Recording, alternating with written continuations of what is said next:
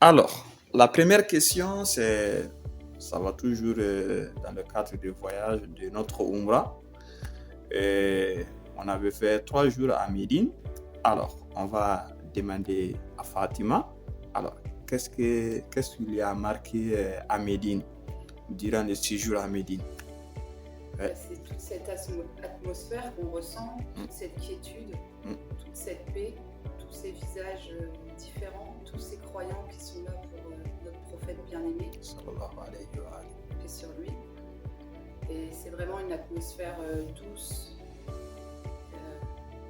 C'est merveilleux, il y a même des odeurs de fleurs, de musc. Mashallah. Et j'ai beaucoup pleuré arrivant là-bas, tout est sorti. On sent vraiment, c'est émotionnellement fort. Alors, je vais poser encore une question. Alors, arrivé à Médine, lorsqu'on vous a montré que c'est ici que le prophète sallallahu alayhi wa alayhi priait ici, sa tombe est là, voilà, c'est sa mosquée, c'est comme si on est en train de marcher sur les pas du prophète. Qu'est-ce que ça vous fait? C'est indescriptible comme sensation. On peut dire que c'est merveilleux, c'est aussi une fierté. Ouais. Et puis ça fait aussi mal au cœur, parce qu'on sait qu'il a beaucoup souffert, qu'il a été beaucoup éprouvé, surtout par les humains. Donc on se met un petit peu dans sa peau, un petit peu seulement, parce qu'on ne vivra jamais ce qu'il a vécu lui. Mais on peut imaginer ce qu'il a vécu, ce qu'il a ressenti,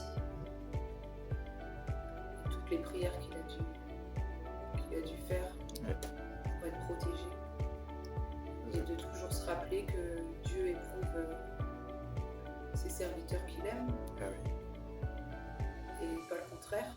Parce que moi, avant de croire en l'islam, je pensais que si on était éprouvé, si on souffrait, c'est qu'on avait fait du mal.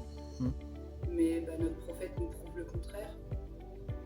Plus on a un bon cœur, plus Dieu nous éprouve pour qu'on se rapproche de lui. Alhamdoulilah pour tout. Mashallah.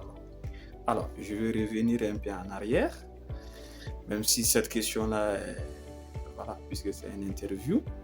Alors, qu'est-ce que tu as vu dans l'islam qui t'a vraiment marqué, de dire que voilà, je vais être musulman, voilà. Qu'est-ce qui vous a poussé vraiment? Puisque vous avez dit que durant 11 ans, voilà, on est en train de chercher. Alors. En fait, je cherche depuis que je suis enfant. Je suis d'origine chrétienne. J'ai mes grands-parents qui étaient très très croyants, très pratiquants. J'ai même une tante qui est enterrée à Lourdes, qui a consacré sa vie à Jésus. Mais j'ai grandi en posant beaucoup de questions et personne n'a vraiment su me répondre.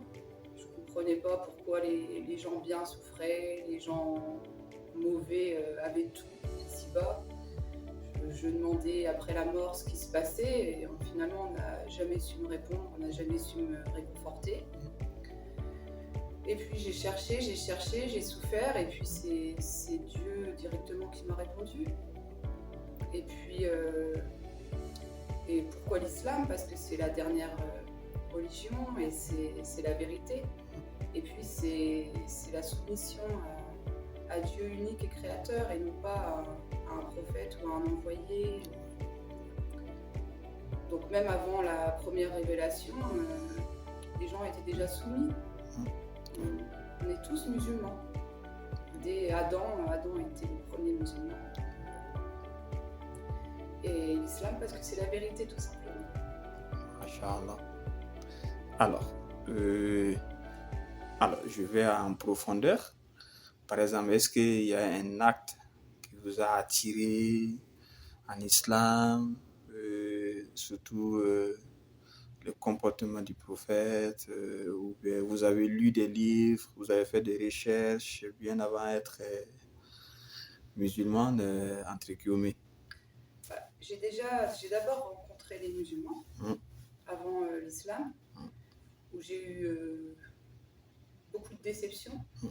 Et en même temps, les personnes qui m'ont le plus aidé dans ma vie ont été des musulmans et qui n'avaient rien, notamment en Afrique. Hein.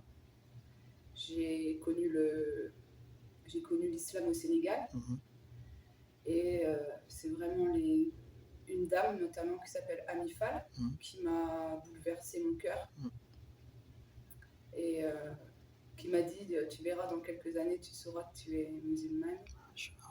J'étais totalement perdue, je pleurais beaucoup et elle me répétait toujours si tu pleures c'est que Dieu t'aime.